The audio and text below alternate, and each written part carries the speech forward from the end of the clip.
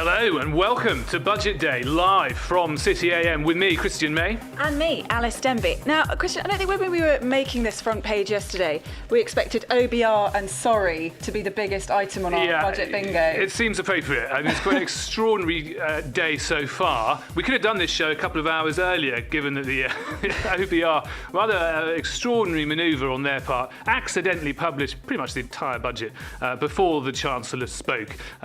She was pretty furious about that. Yeah, it's kind of extraordinary. It's a bit like Christmas, isn't it? You have all the speculation, all the build-up. It's sort of German Christmas where you open your presents on Christmas Eve and then the day itself is just disappointment and it leaves you having fallen out with your entire family or your backbenchers in Rachel Reeve's case, and a lot poorer. Yeah, I suppose the good news is it's given us a little bit more time to digest and solidify some punchy opinions. Absolutely, and we are very lucky to be joined in that endeavour with our amazing panel who are going to help us with all the best analysis that you need for this budget across business, finance and politics. Yes, we are coming to you live from the heart of the city, live streaming from the studios here at the London Stock Exchange. Our producer, Martin, I can see him behind the glass there, is putting the show together alongside a brilliant team from the LSE. And that panel, who I teased you about, is Vicky Price, Chief Economist at CEBR, and of course a member of City AM's Shadow Monetary Policy Committee.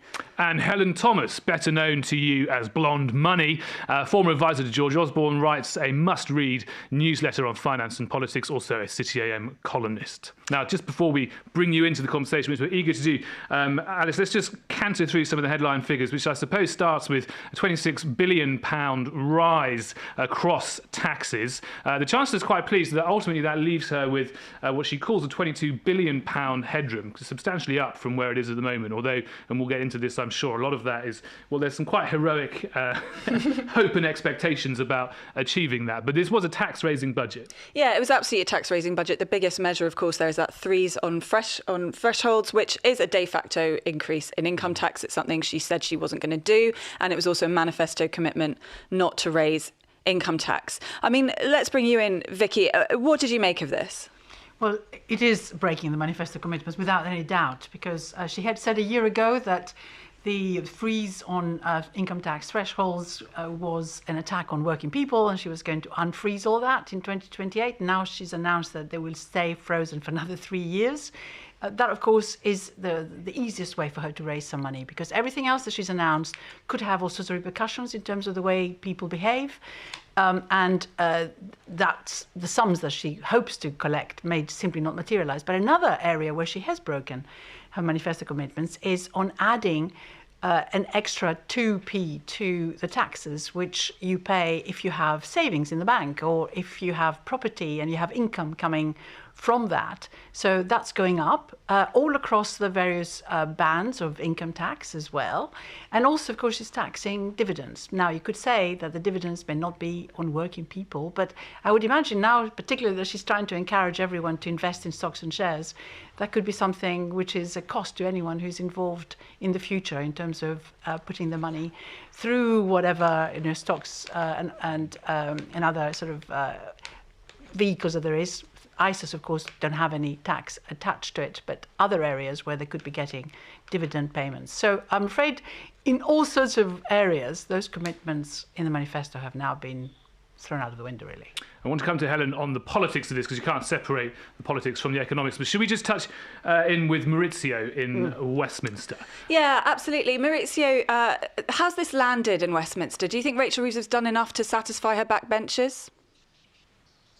Hello. I mean, the reaction in the House of Commons was slightly weird. So 30 minutes before, you saw, Treasury ministers exchanging notes, passing notes as they realised that the OBR had leaked the report. Then, when the income tax threshold extension was announced, you could see Labour MPs quieten down and start to feel a little bit nervy. As Vicky Price said there, it could be a breach or read as a breach of the Labour manifesto. But obviously, it ended with raptures, celebrating the lifting of the two-child benefit cap, which will cost around £3 billion more. That's adding to £9 billion more in welfare spending by the 2030 forecast end of the period, because also those £6 billion savings on winter fuel payments and on PIPs disability payments were U-turned on.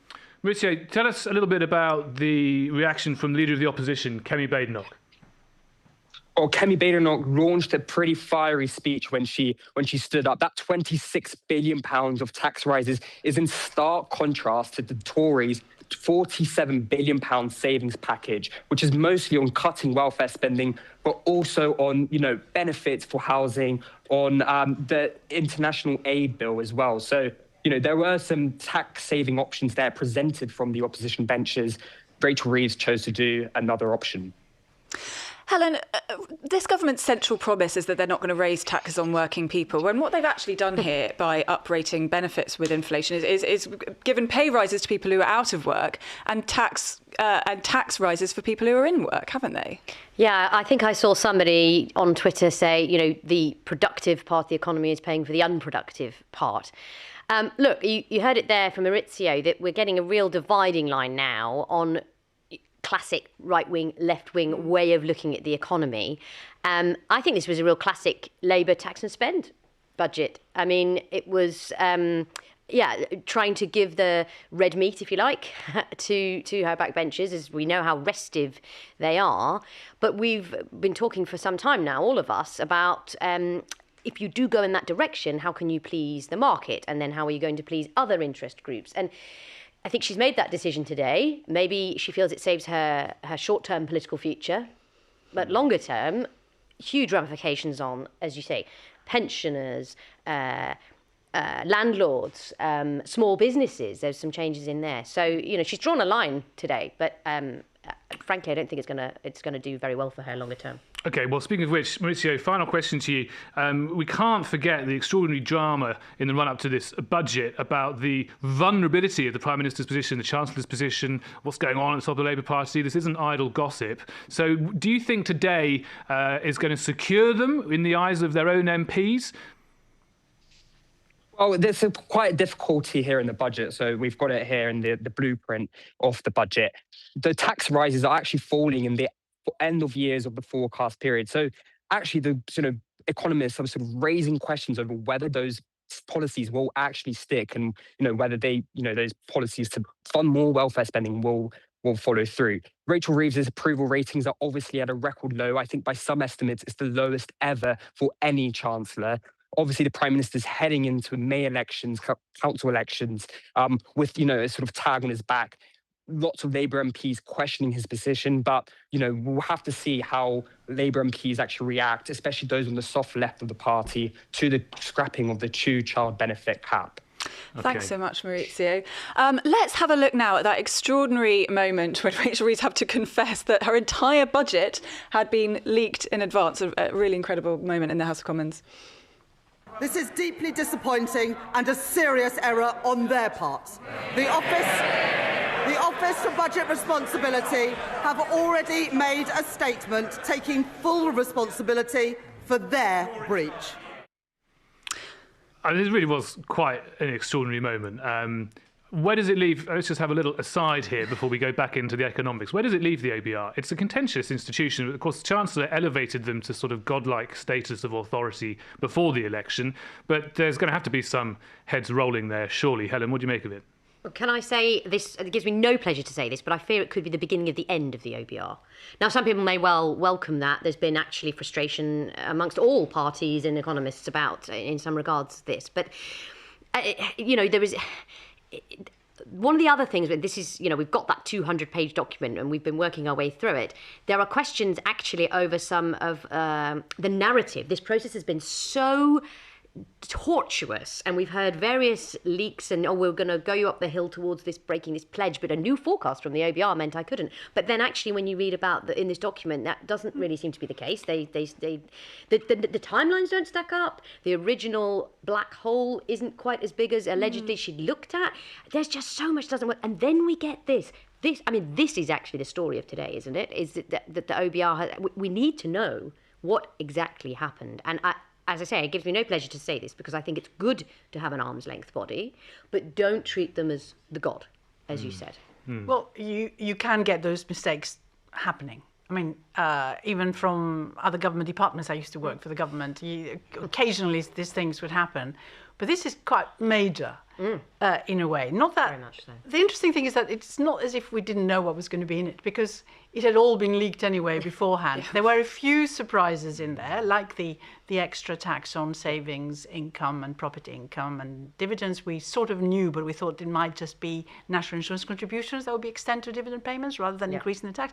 But obviously she decided that it was simpler to do it on the tax front. And the reality is, as we have always known, that it would have been so much simpler to just have done an income tax change and collected the money, and there wouldn't be an issue.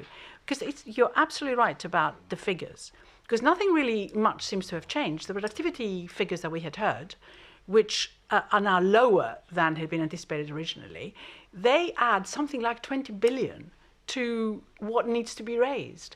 And if you actually look in more detail at how she's going to get to her headroom that she wants, which is going to be bigger than before, half of it is due to expectations that they're going to be efficiency gains, that they're going to be able to get more tax being paid by corporations and others, that HMRC is suddenly going to become incredibly efficient and get That'll be the money. day. That'll be the day. Well, no, I don't want to say anything against the HMRC, but... You don't, but I might.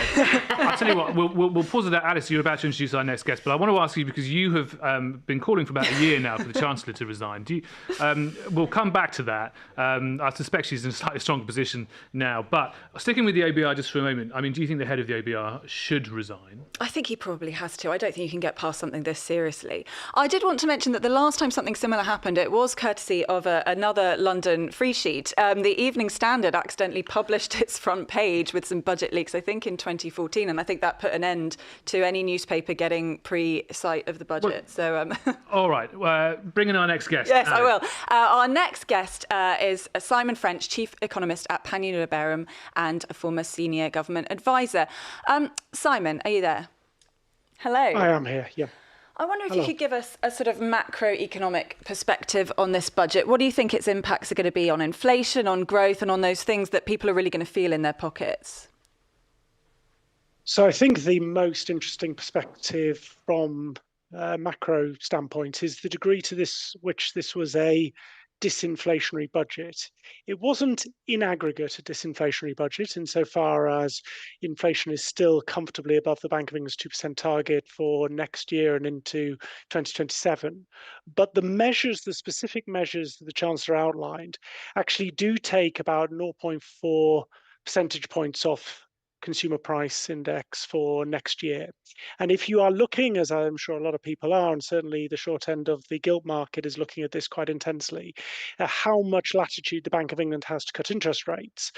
Ahead of the budget, there was one rate cut, probably next month, priced into the market.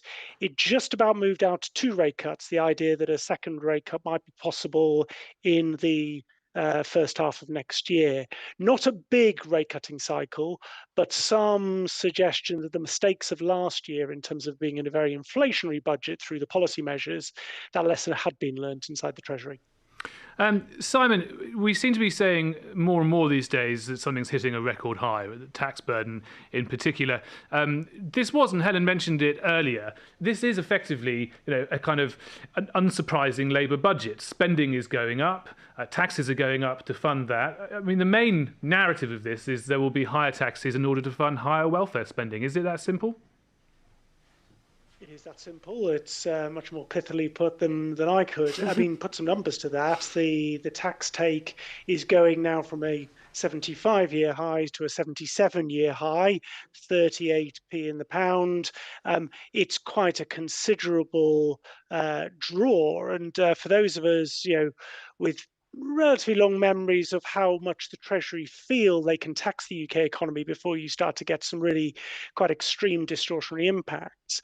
The former Permanent Secretary of the Treasury, now Nick Macpherson, now Lord Macpherson, spoke about it more than a decade ago now about the Treasury view on this and the idea that if you move above a certain threshold of taxation, you start to get some quite distortionary impacts. And I think we're seeing that already in terms of the domicility of UK companies, the domicility of UK high net worth individuals. And I think the Treasury and the Labour government are treading a pretty dangerous path now in terms of how far can you squeeze the taxable base before you get perverse reactions. Yeah, I mean, speaking of the taxable base, something we've kind of become used to in the past few years is this concept of fiscal drag.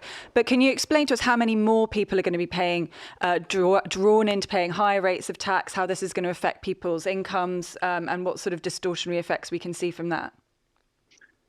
Well, this is very much the story, not so much of this budget, but for the last, 4 or 5 budgets, which is inflation doing a lot of the heavy lifting here. And actually, one of the reasons why the if you like, the starting point for the Chancellor wasn't as bad as some has feared. And I think Vicky was absolutely spot on in her previous comments about the moving parts of the productivity assumption. But actually, the big revenue raiser here is the impact of inflation pushing people into higher tax bands. And that is not only is it not good for work incentives, but also those tax bands have some pretty perverse incentives, particularly around the £100,000 level, where the marginal withdrawal rates are not 40p in the pound or 42p in the pound if you include national insurance, but actually more than 60 when you think about the withdrawal of the personal allowance and the removal of child benefit, and in some extreme cases more than 100p in the pound. So some actually negative incentives to do more economic activity. That is the cost in terms of economic growth of what is the easiest way politically of raising additional tax. Simon, just sticking on the trajectory then for households, for individuals, we know from the OBR now that they at least expect that household disposable income will grow by 0.5% 2025-26, followed by 0.25% in the 2 years after that, averaging out at about 0.25% for the rest of their forecast period. You're very good at stepping back from the day-to-day politics of this and looking at the sort of sweep of history, if you like.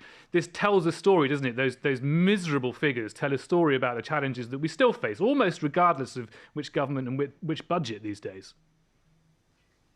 Yes, and again, pick up on something Helen said a few minutes ago, is there's a real ideological divide now emerging between, if you like, the core of the Labour Party, and the Chancellor alluded to this in her speech, that she puts a lot of the blame on this, of both the implementation and the legacy of what was dubbed austerity through the coalition years and the Conservative years. But actually, any objective assessment actually looks much more at the impact of energy policy, particularly over that same period, and also since 2015, the ratchet up in the national living wage and what that does to the incentives to employ people further down the income distribution. I think those are at least as relevant suspects as to why real household disposable income growth has been so sluggish in the last 5 years and expected to be sluggish over the next 5 years, as, if you like, where Labour are pinning the blame and pinning their hopes, it has to be said, from additional capital spending, which is on a more austere government over the last decade. Thanks so much, Simon. That was really insightful. Let's have a look now at this moment when Rachel Reeves, announces these tax thresholds. We all knew was coming, but it's worth having another look. I am asking everyone to make a contribution, but I can keep that contribution as low as possible because I will make further reforms to our tax system today to make it fairer and to ensure that the wealthiest contribute the most. Helen, you can almost sense there the extent to which the Chancellor wanted to make the most political capital out of this decision by saying, this is me coming for the wealthy, whilst recognising perhaps the angel on the other shoulder saying, don't forget you said you weren't going to do this.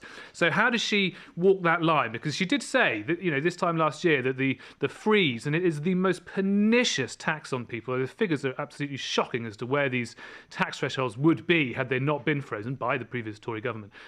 It is the most pernicious thing, and this time last year, the Chancellor said it's a tax on working people and I'm going to end it by the end of this Parliament. Today, she says she's going to extend it. Well, exactly, breaking another promise. I mean, we started at the top of this with Vicky talking about, the promises broken. I mean, it's quite astonishing when you add up these three fiscal events, the U-turns, the it is awful, really, because there's, people say there's always a tweet. There's always something you can go back to where they said, we're definitely not going to do this. I mean, what that does in the end for everybody is pollutes politics, because people just turn the television off and say, I can't trust these people. Oh, why don't I go for that new guy, the Greens, who say, hey, let's get rid of all debt and it'll all be great. He actually says, let's not worry about that. Oh, no, let's not worry about that. I do apologise. Yes, shouldn't misrepresent his position. But look, I mean, actually, we should take the Greens reform, the other parties, very seriously, because they are appealing to voters when both the main parties are polling below 20%, and frankly, this is existential moments for them, which is why I think this was, as they said, a Labour budget by a Labour chancellor, because they have to shore up their core vote. They're not going to get anywhere if they can't keep their core voters. Yeah, I mean, Vicky, on that trust in politics point, it does feel like everyone was, as I say, marched up to the top of the hill for an income tax rise and then marched back down again. Would it actually be more honest and actually better for the public finances if Labour, as they have proved, are incapable of cutting spending, to have just raised taxes in a broad-based way and in an honest and transparent way? And what would the impact of that be on the public finances? Well, absolutely. I think if we had raised, or she had raised, income tax by 2p in the pound along all the tax brackets, then that would have meant 20 billion for just the basic rate. It would have meant about an extra 4 billion for the higher rate, for the 40% rate, and then an extra $500 million thereabouts for the 45% one. That would have been very easy. And the interesting thing for me on the political and trust issue is that she had already got most people convinced that she was going to do it. And what is more, she was prepared, because she was talking about it, or was considering breaking the manifesto commitment, the real one, which was about not raising the rates, in order to meet her fiscal rules.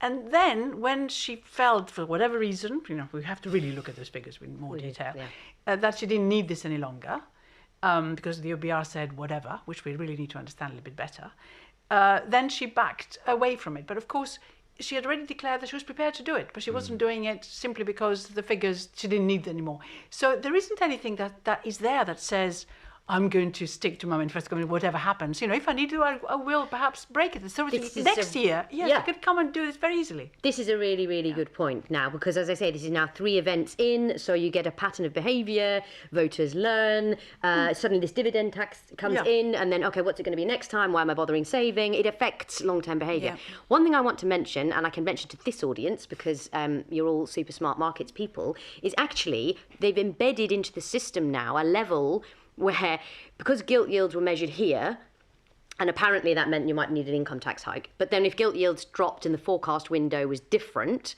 and then she didn't need to do it because it's too politically difficult, if she has to come back later and actually do it, she's effectively saying, well, I don't have the authority to get this through my party. So it's actually embedding some political risk into the markets. Yeah, I mean, we knew from the opposite of what they wanted. Absolutely, we knew from the spring statement, and she's just got no authority to get welfare spending through. And we haven't talked about welfare spending, certainly perhaps because there've been no cuts to welfare in that budget, just some increases. But look, it is time now for a little quick word from the headline sponsor of today's Budget Live show. That's eToro, and they have launched a cash ISA powered by Money Farm. You can get a market-leading rate of 4.66% AER variable for 12 months. They're also giving up to 3% cash back on the stocks and shares ISA. Promo T's and C's and ISA rules apply. Your capital is at risk. With thanks to eToro for their support for this broadcast. Well, joining me now from the heart of the city here, from your very own office, in fact, Julia Hoggett, Chief Executive of the London Stock Exchange. Welcome. Thank you for coming. Thank you very much for having me. And thanks so much for making the long commute to this fabulous couple of floors studio. Down, yes. What stood out to you most from this budget today from a sort of capital markets perspective? Well, I have the privilege of chairing a task force for the UK called the Capital Markets Industry Task Force. And we have a vision statement that is, we want to create the best possible environment in the UK for great companies to start here, grow here, scale here and stay here. And I think this is the first budget statement where I've ever heard those words actually in some of the opening statements of the Chancellor. And I think that is important. From a capital markets point of view, obviously the stamp duty holiday on IPOs, it's something that the ecosystem itself has been calling for. And I know the Unicorn Council of founders of the next generation of great British which companies have been calling for it as well, and I think that's welcome. We have to acknowledge that we actually haven't seen any change in stamp duty for a long time. This is the first government to actually address that. And then we have been calling for the ISA piece in terms of incentivising more direct risk capital deployment in the UK, because aside from the other issues that have been raised by the speakers here, we have pivoted away from having our investment in drivers of growth towards investment in stores of value as an economy, and the more that we can do to pivot back and recognise that we have tax incentives that at the moment are not necessarily giving us the optimal quantum of risk capital we need as an economy, I think this is moving in the right direction. So from that point of view, I think those are two things that we'd say the good steps.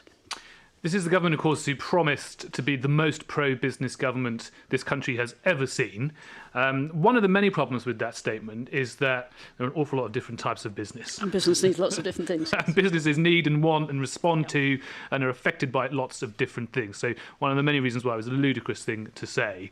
But do you feel, I mean, very early on, this government made a priority to engage with the city, with the square mile. You think right back to that big investment summit that they held at the Gilt Hall, and I know they've been active on some of the capital markets reforms, etc. And you've had the Leeds reforms in financial services.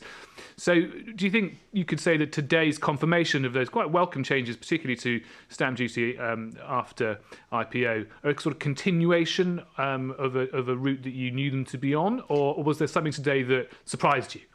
I'd say it was a continuation of a route. I have said very publicly that there were an awful lot of our capital market reforms that were started by the last government, and the previous Chancellor, Jeremy Hunt, did an awful lot of sponsorship of those. And actually, this government picked up all of those reforms without missing a beat. And in some regards, they pushed on further and faster. And so the announcement that we weren't going to have stamp duty on the Pisces market, for example, is an illustration of that, and the speed with which they got behind it. And so I think from that point of view, we've seen it. The Chancellor actually had an event for the capital markets ecosystem and companies that want to list in the UK recently, and the combination of the Chancellor's statement, what Nikhil Rathi from the FCA was saying, what I was saying, was actually an illustration that as an ecosystem, our vision for how the UK capital markets should work is incredibly joined up between government, regulator and the ecosystem now in a way that I haven't seen in the 25 years that I've been in the industry. Well, that was all very positive and lovely. Come on, there must be something bad. We've had the good. What's the bad? Yeah, what did you roll your eyes at? What did you make of that OBR? I mean, the Shadow Chancellor Mel Stride said just before the budget on a point of order that he considered the leak of the OBR to be criminally negligent, if not a criminal act. I mean, quite a lot of pantomime today. Yeah. But he said this is market-sensitive information. Something has gone catastrophically wrong. I don't think Keir Starmer sort of recognised the gravity of the situation in his initial response. But it hasn't been a terribly smooth process up to this point, has it? Well, I think the first thought I had was that I'm glad I'm no longer Director of Market Oversight at the Financial Conduct Authority, because that would have been that would have been my job to have the response from the FCA to that. Look, I've seen what the OBR have said, I've seen what the FCA have said. I think we need to understand exactly what happened. I don't get the sense anybody intended to create this situation, and it isn't ideal. But I think we need to let the authorities do what they need to do. Okay, can I just ask finally, very quickly, a lot of debate about the relative health of UK public markets. We've covered 2025 story quite closely. Mm-hmm. In a few words, what do you think the prospects for public markets in the UK in 2026? Well, I think the future is actually bright. We have seen a radical increase in the pipeline, and that pipeline is building not only from the UK, but from Asia, the EU, and indeed the US and North America. All right. Well, that's a cheerful note to end things on. Julie, thank you very much indeed for joining us. And we do have to say a farewell to Helen at this point as well. I believe you're dashing off to speak to the BBC. I won't yet call them a rival broadcaster because we're only fledgling here, but they may well be one day. I'd like to bring up, we always keep an eye on what Paul Johnson, formerly of the IFS, now in the ivory towers of academia, his observations on some of the figures from today. So I thought we could have a quick look through this because it does tell the story. Freezing of tax thresholds, Vicky, I don't keep banging on about it, but I use the word pernicious and I don't use that lightly.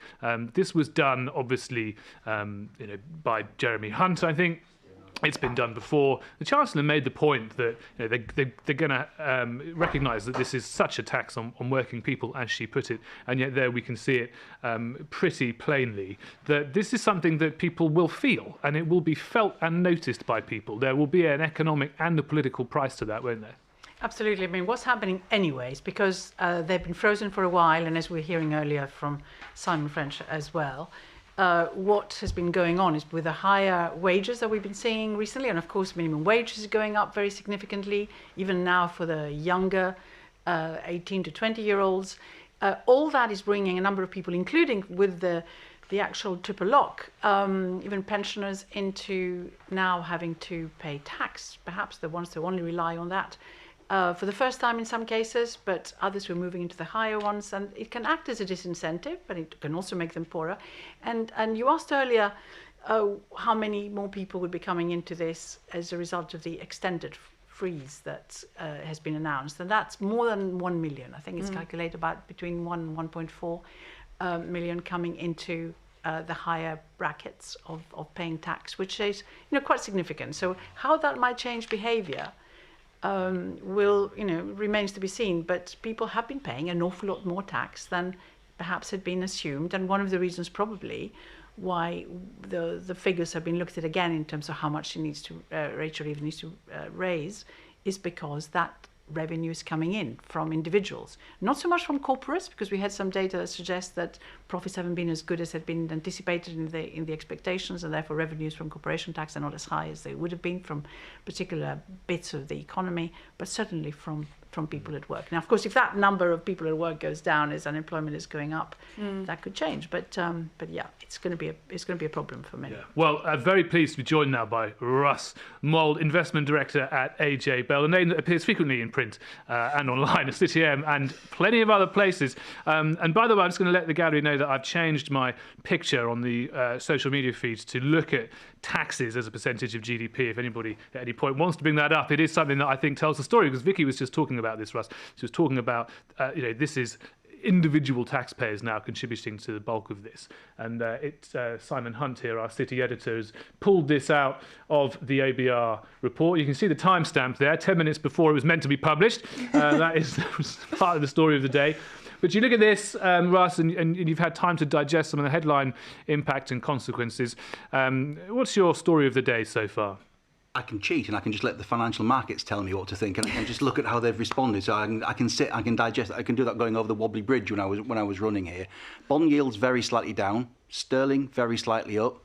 Stock market broadly unchanged, albeit after a bit of a panic at the early release of the statement. So in that respect, I think the Chancellor will probably take that as a win all round, quite frankly. So I think you've written before that she had sort of three constituencies she needed to please, which was her own backbenchers, the voters and the markets. It sounds like you think she's just about threaded that needle. I think the bond vigilantes seem quite pleased. I'm not sure they'll be, as Vicky I think was saying earlier, I don't think they'll be totally convinced by the Treasury finding £15 billion worth of fraud and efficiencies down the back of the settee. I think that selfish things that they are, the bond vigilantes would rather have a penny in income tax and have done with it, if the truth be told. That would be good for them. Wouldn't necessarily be brilliant for the economy, certainly wouldn't be very good for voters. So again, that's all part of the balancing act there. But I think bond vigilantes do seem pleased. Backbenchers, they got their welfare reforms that they were looking for, so I think they'll be happy. Voters, well, I guess the bulk of the tax increases are back-end loaded, and there are some clear benefits to those who perhaps you could say needed them the most. So she may feel that she's done a good enough job there as well. But I'm sure the opinion polls and the by-elections will be much more informative about that than I ever will be, I suspect. There was a risk, wasn't there? I think the risk remains that so much of the heavy lifting to get her over the line and to get that headroom restored that appears, as you say, to have calmed market concerns today is very much an IOU. It's a promise of future revenue is going to come in the door, I promise. Just give me time, give me a few years. There was quite a lot of thought that, investors and others might not quite buy that argument. We know the OBR have said, well, it is quite a good headroom forecast. We'll give you a 60% chance of actually hitting it. Is that enough? A 22 billion headroom figure is still tiny in the grand scale of the economy, which is 2.8, 2.9 trillion sterling. So there isn't much margin for error there at all, as the Chancellor found out last year. So in that respect, she's still treading a very, very fine line. And the budget statement says, I think it's at 0.5% or 1% on the productivity calculations, £40 billion. We're talking about some very, very sensitive calculations. There's some numbers that are in some ways quite nebulous, quite hard to pin down. And that's before we again get back to that 15 billion efficiency number, which is lovely if it can be delivered, but I'm looking forward to seeing how it can be achieved. I also wonder if we're to some extent underestimating political risk here. We have a very fractured political scenario at the moment. The landscape is, divided 5 ways instead of 3 now. And I think that there's going to be a rising anger in the sense that this government doesn't stand for working people, not people who are actually in work. It stands for people who are on welfare. And they're paying more and more tax to go straight into the pockets of people who are sitting at home or into those of pensioners. I think the biggest challenge the government has got is that we've just discussed where the tax take's going, and Simon's produced that fabulous chart. It's pretty much near Swedish levels. Now, I think if the population felt that they were getting value for money for that, I don't think there'd be much grunting about the contribution that we were making. I think the sense that you've got, whether it's a HS2 catastrophe still staining everybody's reputation, or a sense that we just don't necessarily get the services that we feel we demand or want, that's the government's biggest challenge in some ways. And if it can present that there's value for money being coming for those services, I don't think people will be too unhappy about the tax, but the fact that they don't feel they're getting value is a major social problem, and therefore, to go to your point, is clearly where there is pressure coming from parties which weren't necessarily around in the same degree 5 or 10 years ago. Okay, look, let's have a look at some of the numbers that found their way into the public domain before they were meant to. This was shared courtesy of Tory MP Neil O'Brien, and he makes the point by highlighting certain figures here that really what we can see here is taxes going up in order to fund additional welfare expenditure. And a number of our guests today, Alys, have made the point that appears to be the main story here. But there are plenty of others. So we can dig into some of those now. Perhaps we park politics just for a moment. And let's speak to Lale Akona, Global Market Strategist at eToro. Thank you very much for joining us. Thank you. Thank you for having me. Lale, have we seen any notable market reactions to the budget so far? I mean, obviously, we had a sort of fairly early market reaction when it was leaked in advance, but now things have stabilised. What are the sort of trends? I think it has stabilised. I think the market is taking it overall positively. The fact that she increased her fiscal buffer to 22 billion, expected was around 15 billion. That is bringing down some of the volatility that we're seeing in the gilts before, as we've seen that there was a leak, which was unexpected, and not all of the details were coming out at the time. So market was panicking a little bit, especially around the stamp duty on the new listings and what it would mean for property as well. So now it feels like the market is seeing that, it's a fiscal tightening that's coming up, obviously, but it's credible as well because of that buffer being increased right now. So it seems the markets have accepted the budget, if not fallen in love with it. Now, the Chancellor has talked a lot, and she'll hate this comparison, but there was almost sort of Thatcherite bursts of rhetoric in the recent past. But Russ is wincing at that on behalf of the Chancellor. But they both, what do they have in common? They both talk up the idea of a share-owning democracy, and the Chancellor has said she wants to encourage this retail investor revolution. What, from the announcements today, do you think could see her inch a little bit closer to that vision? Sure. Very positive that they are posing that 3-year stamp duty on new listings. We think that actually that will definitely increase capital market participation, obviously increase liquidity, new shares being offered on the London Stock Exchange, and therefore positive for retail activity from our side as well. The fact that they're limiting the cash ISA allowance to 12,000 coming from 20,000, I think that's more mixed. We don't know whether that 8,000 will necessarily go into stock ISAs. I think that there are other things that needs to happen before we see that, such as the regulatory landscape being more, favorable for investing in the UK in general.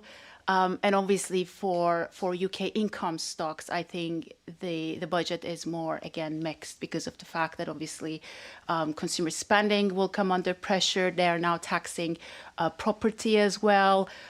So that side of the equation is more mixed. So it's a mixed picture overall for retail, but we do welcome the fact that they are freezing that stamp duty for newly listed shares on the London Stock Exchange. There was a lot of expectation, or certainly a lot of people trying to get their head around which kind of businesses, listed businesses, and which sectors might prove most volatile after some of the budget measures. We've seen the roller coaster of bank shares, as every time there's a new twist on will they, won't they increase the bank levy, etc. You wonder about house builders. To what extent is it right to look for those individual business or sector moves versus the wider sense of do we feel like there's further clarity? Do we feel like we might become an economy on the up? I think we do need further clarity, but in general, when we look at just overall budget and what would mean for UK stocks, is the fact that, again, disposable income going to come under pressure. Retailers will come under pressure in terms of UK listed retailers, and property as well in general will come under pressure. But for the listed shares, I think we just need more information. Okay, Lale Ancona from eToro, thank you very much for your insights and thoughts with us today. Thank you so much. Thanks, Lale. Time now for a word from the sponsor of today's show, eToro. And they've just launched a cash ISA powered by Money Farm. You can get a market-leading rate of 4.66% AER variable for 12 months. They're also giving up to 3% cash back on the stocks and shares ISA. Promo T&Cs and ISA rules apply. Your capital is at risk. Let us check in on the City AM newsroom. Oh yeah, John Robinson, UK editor of City AM, is in our newsroom. There you look. I can see. I recognise that backdrop. That is the City AM studio. John, when I left, people were poring over the leaked budget, and then Alys and I were here, and then we watched the Chancellor regurgitate it. What's going on in the newsroom now? Are we getting a sense as to where our readers' interest is being drawn? Yes, the reaction has been coming into the newsroom thick and fast, pretty much as soon as the Chancellor got to her feet in the House of Commons just after 12:30 this afternoon. You are getting a sense that business leaders are not happy at all with this budget, which is completely normal. The negative reaction does tend to come first, and the more positive reaction comes in a little bit later. One reaction in particular that's caught my eye is the co-founder and co-CEO of Castor, the well-known sports brand. Tom Behon has been talking about the freeze of the income tax threshold, saying it is a way basically of delaying the inevitable impact on entrepreneurs and wealth creators. He argues that you can't build a growth economy by disincentivizing risk-taking. And I've seen that reaction a few times come into my inbox and colleagues' inboxes as well. Do we have a sense, and I'm going to stick my oar into this when we get back to the newsroom. We think about the front page tomorrow, John, in addition to all our online coverage and the app coverage, etc. We think about our front page. We had a bit of fun with the bingo page today. Did you play the bingo? Well, I was, of course, too busy doing my job, Christian. Good. Just checking. It was a trick question. Very good. But there is a sense that the Chancellor has she's just about threaded the needle on this. And I think if I can bear to look at my inbox when I get back to the office as to the level of reaction coming in, it doesn't seem, I might regret this, saying this on air, it doesn't seem that there's any great landmines that she's trod on at the moment. I mean, I think there's a lot of things that are going to come out in the wash, but there's no sort of single moment here that people are going to point to and think, that is a mistake. Yes, absolutely. The sense is that she has held on. She's done just enough to maintain her position, at least for the next few months or so. There was no landmines, as you said, that she stepped on during the speech. I would say, though, that Kerry Badenoch, after the Chancellor sat down and her rebuttal, was very fiery, as Mauricio said at the top of this programme. It would be interesting to see if that rebuttal gains any traction in the media in the next few hours or so. I think something that does have a chance of falling apart, and it will especially affect City AM readers, is this idea of a mansion tax. It's obviously going to have mad effects, especially in London, on properties that aren't remotely mansions, kind of normal family houses that just happen to have grown a lot in value. Is that something you can see fall? It's also very difficult to do, isn't it? Because council tax bans are based on values from the 90s, and the area I live has changed beyond recognition since then. So, I mean, what sense are you getting from the property sector or from sort of readers worried about this?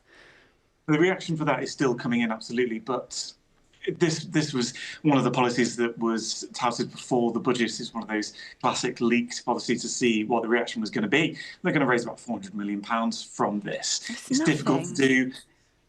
Is it actually going to make that much of a difference? It's just going to cause concern across the country, particularly in London, as you say.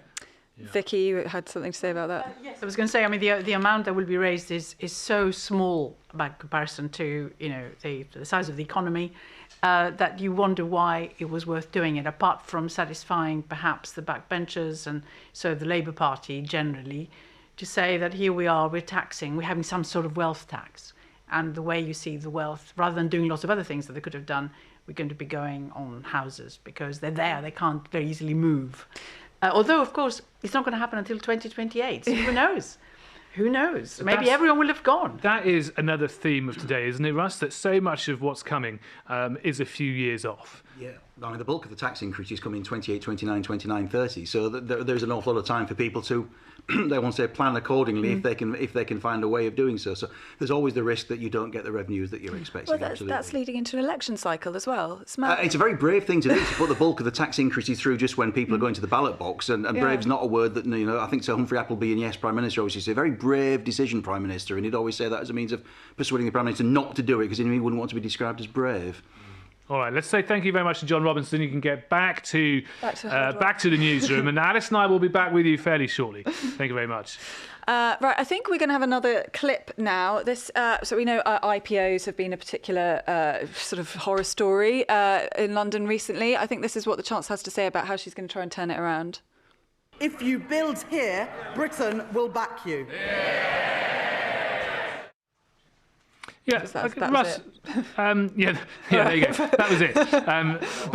But it's an interesting point, and we were discussing it briefly with Julia. The extent to which Labour said we are a pro-business government, and they will point to a number of things that they think they've done and that they say they want to do to justify that boast. When it comes to public markets in this country, I mean, it was interesting to have the conversation with Julia Hoggett here, of course, on this. But it's not been a fantastic story, 2025. And, a lot of people point to a certain contradiction. We keep hearing about FTSE being at a record high. Is that masking some problems beneath the surface? I guess the FTSE 100 is a slightly unusual index in that 2/3 of its earnings don't come from the United Kingdom. So that's one thing that we always have to bear in mind for starters. It's very heavily exposed to miners, to oils, to global banks, global pharmaceutical companies. So it isn't the world's best indicator of what's going on the streets here right now. For all of that, mood follows price.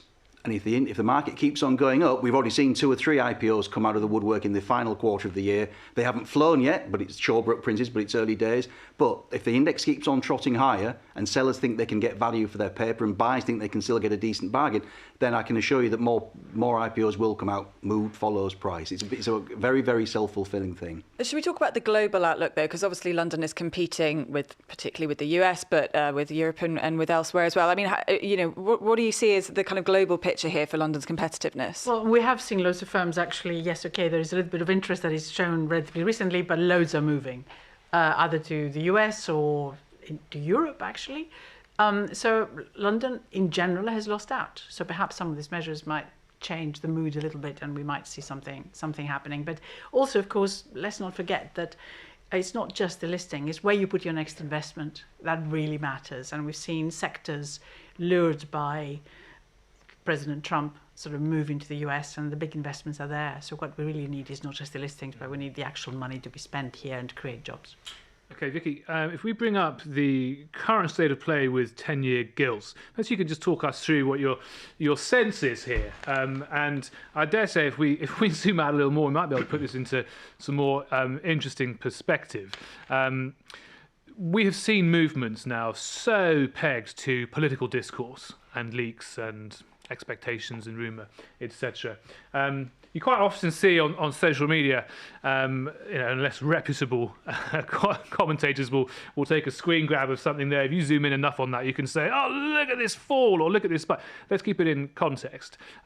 What is the context that you would put to this? Well, the context I would put there is, first of all, that the way you draw it matters hugely, and it shows that there's been a little bit of an improvement and falling in the yields, but from quite a high point. And the way that it's drawn, it masks the fact that actually the drop isn't that big, and it leaves us still with the yields, 10-year yields, being considerably higher than is the case even in the US, than is the case certainly in Europe, and they're higher than they are in France, where they practically can't run the government, and higher than they are in Italy. Now, of course, Italy seems to be regenerating itself somehow. But we are still in a position where our yields are rather high. And I think that one of the reasons why they are falling a little bit, and perhaps the market, yes, okay, the bond vigilante is up to a point, it is that they do expect that some of the inflation cutting measures in the budget are going to bring that inflation down faster than perhaps would otherwise have been the case. And the OBR has got that in as well, and we discussed this. Simon French was talking about that as well.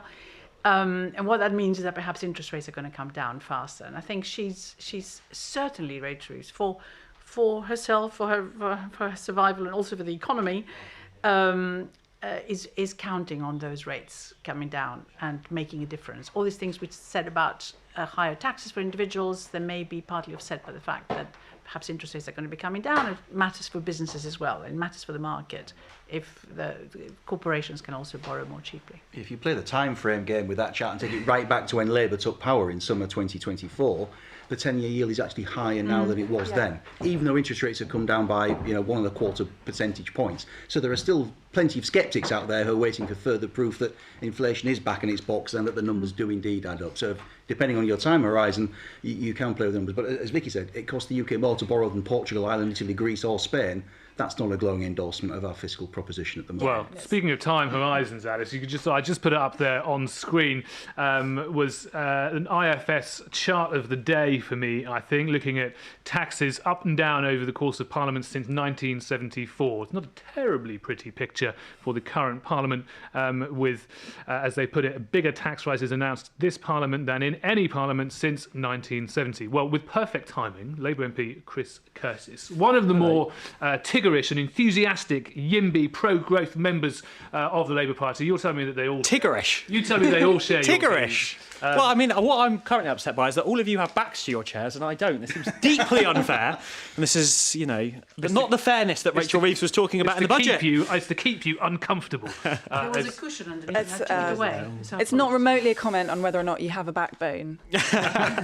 Indeed. Very strong one. Well, my introduction was meant to tee you up in the eyes of our viewers as somebody, and I know you're not alone in this, in the Labour Party, who spent a lot of time thinking about growth and who is genuinely keen and enthusiastic to explore the conditions necessary to achieve it. Were those conditions set out in the budget today? Well, I think there were many things that were set out in the budget today that were certainly pro-growth. I mean, some of the reforms that we can talk about to our tax system. But ultimately, when it comes to a budget, the most important thing for growth is economic stability, is ensuring actually, in terms of what you can achieve in the budget, that one side of the balance sheet adds up to the other side of the balance sheet. That means there are often necessary decisions. They're not always going to be the most popular in order to achieve that. And what Rachel has done today is continued that principle of economic stability and actually almost doubled the headroom so markets can be confident about the UK's economic position going forward. But what I would say actually is, looking beyond the budget, we need to focus every single day on ensuring we are implementing measures that are going to get the British economy growing today. One of the things that Rachel mentioned in her speech was response to the Nuclear Regulatory Task Force. It may sound like a kind of niche thing, but it's not really difficult for business that we've got some of the highest energy prices anywhere in the developed world. That is because we haven't got enough energy generation. What are we going to do? People, though. She's disappointed a lot of people who were talking about fish discos and bird hotels on social media yesterday were hoping that the Chancellor would say, I've seen this report, I'm with you, we're going to do everything it says. Well, let me say it then. They're not quite able to do that. Let me say that then. I've seen the report, I'm with them, and I'm determined to ensure this government does everything in it to ensure that we are not building ridiculously expensive nuclear power stations with fish discos in the future. I mean, that is great to hear, but I think I would challenge you on saying that, what matters most is stability and making sure your columns add up. As we've been discussing, risk appetite matters a huge amount as well. And that's not something that we're really seeing being encouraged, I don't think, in this budget. And what also matters is, as Ross was talking about, the huge structural problem we have of an enormous amount of debt, which means we're so responsive to what the bond markets do. They have, the whip hand over the Chancellor at the moment. And you can't get out of that situation unless you reduce spending. I mean, we've seen borrowing coming down a bit at the end of this forecast, but no efforts at all to reduce public spending. The point I was trying to make about the budget was the most important thing in a budget for economic growth, I would argue, as well as some bits of tax reform, is to ensure that you have one side equaling the other. But you're right that actually... But they don't add it up when you've got debt 100% of GDP. You've got, well, exactly. And the most important thing is that we bring that down over the medium term, which we're set to be doing faster than almost any other country because of some of the decisions that have been made in this budget, because we've been able to increase that headroom. But, the honest truth is, there are necessary but difficult decisions in this budget. There were last year, there have been at many budgets. We are projected, I'm sure you've shown the chart, to have a reasonably high tax burden as a country. I don't want that. I don't think anybody in the country wants that. But the only way we get out of that is by getting the British economy growing again. Ultimately, you have to. Well, that is one way to get out of it. Another way to get out of it is when you're in difficult to financial situations. Yeah, but there is another way to get out of it beyond growth. You need to get the economy growing again in order to achieve that, and that means going in every day, changing our planning system, making sure we're generating energy here in the UK, backing the builders, backing those who make,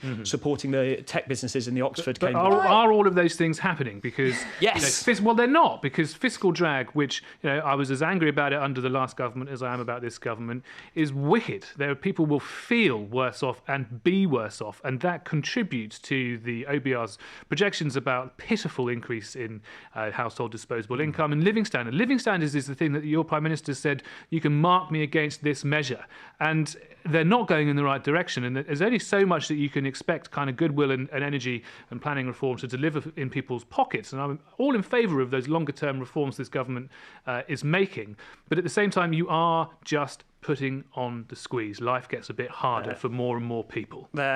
As with any budget, you've got to test the measures against the counterfactual. So yes, of course, we are asking people across this country to pay a bit more. I'm not going to shy away from that. The alternative is that we have NHS waiting lists continuing to skyrocket, if we're being honest.